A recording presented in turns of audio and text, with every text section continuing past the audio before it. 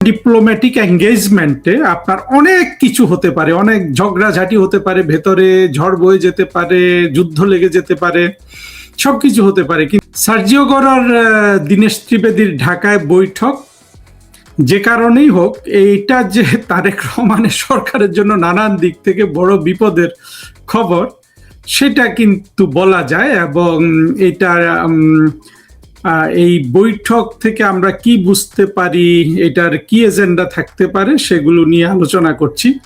আপনারা ইতিমধ্যেই জানেন যে খলিল সাহেব গতকাল সার্জিও গরের সাথে বৈঠক করার পরে তিনি একেবারে অত্যন্ত বিধ্বস্ত অবস্থায়, এবং তার পাশে মার্কিন যুক্তরাষ্ট্রে নিযুক্ত বাংলাদেশের রাষ্ট্রদূত, এবং আরেক পাশে তারেক রহমান সাহেবের পররাষ্ট্র বিষয়ক উপদেষ্টা অতি বিখ্যাত হুমায়ুন কবিরকে নিয়ে প্রেস কনফারেন্স করেছেন। সেখানে তিনি অত্যন্ত বিধ্বস্ত ছিলেন, বিরক্ত ছিলেন, এবং তাকে দেখা গেল যে অনেক কষ্ট হচ্ছে উত্তর দিতে, এবং তিনি ঠিকমতো দিতে পারছিলেন না। এবং আমার মনে হচ্ছিল যে বেচারা খলিল সাহেব এত সাধনা করে চোরাই পথে পররাষ্ট্রমন্ত্রী হওয়ার আসলে সে কোনো আরাম-আয়েশ করতে পারছে না। এবং আমি এ নিয়ে যেসব বক্তব্য দিয়েছি সেটা আপনারা জানেন। সার্জিও গর সম্পর্কে এর মধ্যে আরো অনেক খবর বের হয়েছে, আরেকটা খবর বের হয়েছে এবং এটা নিয়ে অনেকে কথা বলেছেন, এবং এটাও একটা অত্যন্ত গুরুত্বপূর্ণ যে তিনি ফরেন মিনিস্টারের আয়োজন করা নৈশভোজ বা ডিনার স্কেপ করেছেন, ডিনারে তিনি আসেননি বা কিছু একটা, এবং এটা অত্যন্ত সিগনিফিক্যান্ট। সাধারণত যে কোনো ডিপ্লোম্যাটিক এঙ্গেজমেন্টে আপনার অনেক কিছু হতে পারে, অনেক ঝগড়াঝাটি হতে পারে, ভেতরে ঝড় বয়ে যেতে পারে, যুদ্ধ লেগে যেতে পারে, সবকিছু হতে পারে, কিন্তু ডিনার তো স্কেপ করার কথা না। এটা সাধারণত পশ্চিমারা তো করেই না, এটা একটা ভদ্রতার লক্ষণ। অনেক খারাপ কিছু হলেও কিন্তু এটা করে না। তো সেই সত্ত্বেও যদি এটা ডিনার যদি সত্যি সত্যি স্কেপ করে থাকে, এইটা তো তারেক রহমান খলিলের জন্য বোঝা যাচ্ছে যে ভীষণ কড়া বার্তা। এর অর্থ হলো যে খলিলের উপর অত্যন্ত অসন্তুষ্ট এই সার্জিও গর। আমি আবার বলছি, আমি জানি না আসলে এরকম বাতিল করেছে কিনা, কিন্তু করে থাকলে এটা অত্যন্ত কড়া বার্তা। এবং এটা বাংলাদেশে এরকম, আর বাংলাদেশ না পৃথিবীর খুব কম জায়গায় শোনা যায় যে এই ধরনের কি বলে, এই ধরনের আয়োজনে ডিনার স্কেপ কেউ করে না। যুদ্ধ লাগিয়ে দিতে পারে, কিন্তু ডিনার স্কেপ বা যে কোনো এগুলো স্কেপ করে না। আর বাতিল করছে, তার পক্ষে যুক্তি হলো যে খুবই স্বাভাবিক, উনি এসছেন যেই দিন সেই দিন পররাষ্ট্র মন্ত্রণালয়, পররাষ্ট্রমন্ত্রী, এই ক্ষেত্রে পররাষ্ট্রমন্ত্রী ধরে নিচ্ছি যেহেতু বৈঠকটা পররাষ্ট্রমন্ত্রীর সাথে করেছেন, অর্থাৎ সার্জিও গরের কাউন্টার পার্ট। তিনি যেহেতু শুধু ভারতে মার্কিন যুক্তরাষ্ট্রের রাষ্ট্রদূত না, তিনি আবার ইয়েও বটে, সেন্ট্রাল এবং দক্ষিণ এশিয়া বিষয়ক প্রেসিডেন্ট ট্রাম্পের বিশেষ দূত বটে। তো তার জন্য একটা ডিনারের ফর্মাল আয়োজন থাকবে না, এটা তো হতেই পারে না, কোনোভাবেই হতে পারে না। ফলে স্কেপ করার ঘটনাটাই সত্য হওয়ার কথা, এবং এইটাও আমাদের খলিল সাহেবের জন্য, তারেক রহমানের জন্য অত্যন্ত দুঃসংবাদ। তারপরে দীনেশ ত্রিবেদীর সাথে যে বৈঠক হলো, সেটার আবার তারা যেটা করেছেন, এটা আমি দীনেশ ত্রিবেদী সাহেবের ইন্ডিয়ান হাই কমিশনে এবং সার্জিও গরের পার্সোনাল যে এক্স অ্যাকাউন্ট আছে এগুলোতে গিয়ে দেখলাম দুই পক্ষ কেউ কিন্তু এটা কিছু বলেনি এই মিটিংটা সম্পর্কে। তবে এটা সম্পর্কে খবর বের হয়েছে, পত্রপত্রিকায় খবর বের হয়েছে, এবং বৈঠক যে হয়েছে সত্য, কিন্তু সিগনিফিকেন্সটা তাহলে কি? প্রথম সিগনিফিকেন্স হলো এটা কোনোভাবেই তারেক রহমান সরকারের জন্য আরামদায়ক না। তবে একটা জিনিস বলে রাখি, দুই পক্ষ যে কেউ প্রকাশ করলেন না, এটা হলো একটা দিক থেকে দেখা যেতে পারে যে দুই পক্ষই তারেক রহমানের সরকারকে সেভ করেছেন এই জায়গায়, মানে তারা নিজেরা এটা প্রকাশ করতে চাননি, অন্তত এতটুকু সম্মান করেছেন। বাট আরো সত্য কথা হলো যে আসলে বিশেষ করে দীনেশ ত্রিবেদী সাহেব বা সার্জিও গর, তারা তো এই অঞ্চলে বসবাস করেন। ফলে যারা হোস্ট তাদেরকে কিছু কিছু জায়গায় সবাই সম্মান করে, সেরকম একটা সম্মান হতে পারে তারেক রহমানের সরকারের জন্য। এটা কোনো সুখবর নয় যে তারা শুধু এটা প্রকাশ করেন নাই, যেহেতু প্রকাশ হয়ে গেছে। কিন্তু এই জিনিসটা দেখলে যেটা আমরা সংক্ষেপে বলতে পারি যে দেখুন, 2024-এর জঙ্গি উত্থানের পর আসলে বাংলাদেশটাকে আর বাংলাদেশের হাতে রাখা হয় নাই। এইটা পরিপূর্ণভাবে বিদেশিদের হাতে ছেড়ে দেওয়া হয়েছে। তারেক রহমান সাহেবকে আমি বহুবার বলেছি যে আপনি জীবন ফিরে পেয়েছেন, আপনি 21শে আগস্টের গ্রেনেড হামলার জন্য আপনাকে আদালতে যেতে হয়নি। আপনি আওয়ামী লীগের সাথে সন্ধি করুন, আওয়ামী লীগের থেকে আপনি আপনার প্রতিরক্ষা বা সুরক্ষা গ্রহণ করুন। উনি সেটা করেননি। যেটা না করলে যেটা হয় যে তাকে এখন নানান বিদেশি শক্তির হাতের মানে ওনাকে নিয়েই খেলবে, খুবই স্বাভাবিক। যখন দেখবে যে একটা প্রধানমন্ত্রী তারেক রহমানের মতো প্রধানমন্ত্রী হয়েছেন, একটা 2024-এর জঙ্গি কোয়ালিশন অর্থাৎ বাংলাদেশের 50% মানুষের প্রতিনিধিত্বশীল রাজনৈতিক ব্যবস্থাগুলোর অভ্যন্তরীণ ক্ষমতার বন্টন হিসাবে তারেক রহমান সাহেব প্রধানমন্ত্রী হয়েছেন। ফলে এখানে সবসময় বিদেশিরা আসবে, কারণ বিদেশিরা জানে যে বাকি 50% কিন্তু তারেক রহমানের সাথে নাই। সেটাই কিন্তু এখন দেখা যাচ্ছে। এবং স্বয়ংক্রিয়ভাবে এটাও আপনি বুঝতে পারেন যে বাংলাদেশের স্বাধীনতা বিরোধী জঙ্গিরা যেই অপবাদটা শেখ হাসিনার বিরুদ্ধে দিত দেশ বিক্রি বলে, এবং সাধারণ মানুষ যেভাবে এই বিভ্রান্তির ফাঁদে পড়েছিল, তাদের উপর এটা একটা আল্লাহর গজব হিসাবে আমি দেখি ব্যক্তিগতভাবে। সবসময় বলছি যে এইটা বাংলাদেশের মানুষ, তারা যেহেতু অন্যায় করেছে, প্রধানমন্ত্রী শেখ হাসিনার মতো একটা দেশদরদী প্রধানমন্ত্রীর সাথে বেয়াদবি করেছে, তাকে অসম্মান করেছে, সেইটার গজব হিসাবে কিন্তু নিষ্ঠুরতা করেছে। সবচেয়ে বড় কথা হলো নিষ্ঠুরতা করেছে। শেখ হাসিনা তো তার জীবন, তার যৌবন, তার একেবারে অল্প বয়সে তো তিনি 81 সালে শেখ হাসিনার বয়স কত? 81 সালে শেখ হাসিনার বয়স, উনি যদি 47 সালে জন্ম হয় তাহলে দেখুন 38 বছর বয়সের একটা নারী। তার আগে থেকেও তিনি কিন্তু বাংলাদেশের রাজনীতি বোঝেন, জড়িত। আমি তো বলি যে শেখ হাসিনা 78-79 বছর বয়সে জন্মের পর থেকেই তিনি কিন্তু রাজনীতির সাথে জড়িত, কিন্তু এসে 38 বছর বয়স থেকে জীবনের প্রতিটা মুহূর্ত সন্তানকে দেন নাই, স্বামীকে দেন নাই, পরিবারকে দেন নাই, কাউকে দেন নাই, দিয়েছেন এই বাংলাদেশের জন্য, বাংলাদেশের মানুষের উন্নতি করেছেন। সেই রকম একটা প্রধানমন্ত্রীর সাথে নিষ্ঠুরতা করে যে দেশ বিক্রি করে দিয়েছে ইন্ডিয়ার কাছে, এটা দেখে দেখে এরা যে অভিশাপ, মানে এটা আল্লাহর গজব ওরা নিয়ে আসছে না, সেইটা এখন ওদেরকে দেখতে হচ্ছে যে সার্জিও গড় এবং দীনেশ ত্রিবেদীরা ঢাকায় বৈঠক করছে। অবশ্য সার্জিও গড় এর আগেও একবার দীনেশ ত্রিবেদী সম্পর্কে ওনার যে সুসম্পর্ক রক্ষা করার কথা দীনেশ ত্রিবেদীর সাথে বা ভারতের সাথে, সেটার একটা তিনি নিদর্শন রেখেছিলেন। দীনেশ ত্রিবেদী ঢাকায় আসার পরে বা রাষ্ট্রদূত নিয়োগ হওয়ার পরে, এটা প্রকাশ হওয়ার পর তিনি নিজেই একটা টুইট বার্তায় জানিয়েছিলেন যে তিনি সার্জিও গড়ের সাথে একসাথে কাজ করবেন। সেটার ধারাবাহিকতা হিসাবে দেখতে পারেন।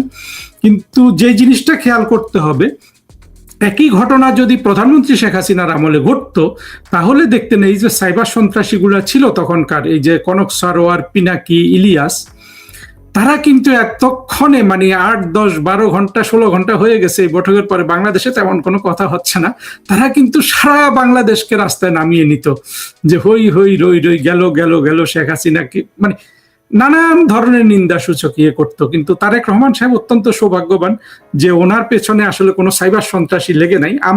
আমি অন্তত ব্যক্তিগতভাবে দেখি যে যারা মুক্তিযুদ্ধের পক্ষে, শেখ হাসিনার পক্ষে বা বাংলাদেশের পক্ষে যারা আজকে ইউটিউবে কথা বলেন, সোশ্যাল মিডিয়াতে অ্যাক্টিভ, কারণ বাংলাদেশে তো মিডিয়া বলতে কিছু নেই, সেই মিডিয়ার কোনো বিশ্বাসযোগ্যতাও নাই, ফলে একমাত্র মিডিয়া হলো সোশ্যাল মিডিয়া, যেটাতে এখন আমি কথা বলছি। সেখানে কিন্তু কেউ কিন্তু তারেক রহমান সাহেবের বিরুদ্ধে কোনো শত্রুতা করছে না। সবাই কিন্তু কেউ আছে তারেক রহমানের পক্ষে, কেউ আওয়ামী লীগের পক্ষে, কিন্তু সবাই তারেক রহমান সরকারের ভালো চায়। কত সৌভাগ্যবান না তারেক রহমান শেখ হাসিনার বিপরীতে চিন্তা করলে যদি একই ঘটনা ঘটতো, তখন তো এরা সবাই কিন্তু একেবারে কি আর বলবো, আপনারা জানেন ওরা কি না করতে পারে। এখন কিন্তু তারেক রহমান সরকারকে সবাই একমাত্র ওই পিনাকি ছাড়া কেউ কিন্তু তারেক রহমানের সরকারের বিরুদ্ধে কেউ কিছু বলে না। আসলে সবাই তারেক রহমানের ভালো চায়। আশা করি তারেক রহমান সাহেব সেটা বুঝতে পারবেন। আবার দীনেশ ত্রিবেদী এবং সার্জিও গড়ের বৈঠকের আগে আরেকটা খবর বেরিয়েছে যে বাংলাদেশ সৌদি নেতৃত্বাধীন ইরান বিরোধী একটা সামরিক জোটে অংশগ্রহণ করেছে। এটা নিয়ে পরে কথা বলবো, এই ভিডিওতে এটা নিয়ে কথা বলার কিছু নাই। কিন্তু আমি ওই জিনিসটাই দেখতে চাই যে দীনেশ ত্রিবেদী আর সার্জিও গড়ের বৈঠকে তো তারা প্রকাশও করেনি, ফলে বৈঠকে কি আলোচনা হয়েছে সেটা জানা যায় না। তবে এটা অত্যন্ত স্পষ্ট যে যেটা সবাই বলছেন যে মার্কিন যুক্তরাষ্ট্র অবশ্যই অত্যন্ত ব্যথিত তারেক রহমানের উপর, কারণ তারেক রহমানের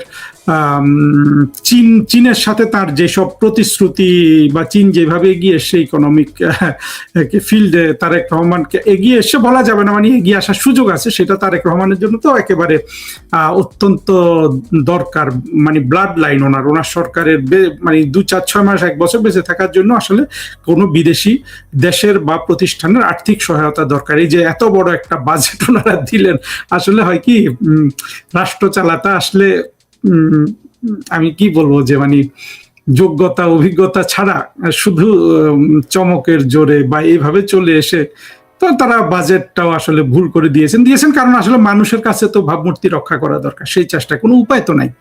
কিন্তু দেখা গেছে যে ওই টাকার জন্য, ওই বাজেট রক্ষা করার জন্য চীনকে দরকার বা কোনো বিদেশিকে দরকার। আবার একইভাবে 24-এর জঙ্গি উত্থানে তারেক রহমান যখন তাদের সহযোগী হয়েছিলেন, সেখানে মার্কিন যুক্তরাষ্ট্র যেহেতু টাকা ঢেলেছে দেখেন, এটা বলতে আপনারা কেন লজ্জা পান জানি না, যে এই জিনিসটা মার্কিন যুক্তরাষ্ট্রের প্রেসিডেন্ট বলেছেন যে সুস্পষ্টভাবে যে $29 মিলিয়ন ইউএসএইড এর মাধ্যমে বাংলাদেশে গেছে বাংলাদেশের পলিটিক্যাল ল্যান্ডস্কেপ চেঞ্জ করার জন্য। ল্যান্ডস্কেপ চেঞ্জ করা মানে কি, যে শেখ হাসিনা সরকারকে ফেলে দেওয়ার জন্য, তাই না?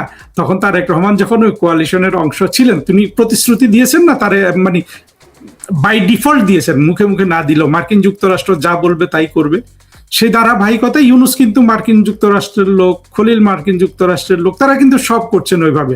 তারেক রহমানকে তো মানুষের দিকেও তাকাতে হয়, তার দল বড়, তার দলের জনসমর্থন আছে, সেই জনসমর্থন যেই লোকগুলা তারেক রহমানের দলকে সমর্থন করে তারা তো পাড়া প্রতিবেশীর কাছে জবাবদিহি করতে হয়।